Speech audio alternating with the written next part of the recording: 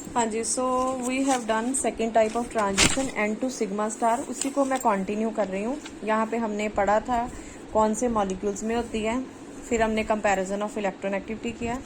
यहाँ पे हमने मीथेनॉल और ट्राईमिथाइल अमीन का कंपैरिजन किया। अब ट्राईमिथाइल अमीन को मैं कंटिन्यू करती हूँ कि जस्ट इमेजिन कि आप ट्राईमिथाइल अमीन का सोल्यूशन लेते हो और उसका यूवी नोट करते हो, तो आपको जो वैल्यू नज़र आएगी that will be around 227 nanometre.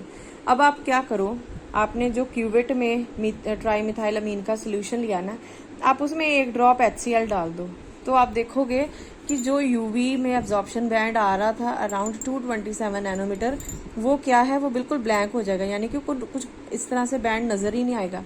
उसका रीजन क्या है कि ये जो 227 नैनोमीटर पे बैंड था ना, that was due to N2 sigma star transition. N refers to non bonding electron, जो कि नाइट्रोजन के ऊपर है।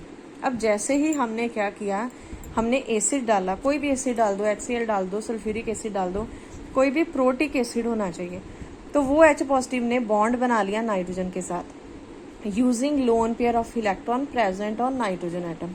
Once this bond formation occur, अब यहाँ पे कोई नॉन बॉन्डिंग इलेक्ट्रॉन अवेलेबल ही नहीं है। अगर इलेक्ट्रॉन अवेलेबल नहीं है तो कोई ट्रांजिशन ही नहीं हो सकती।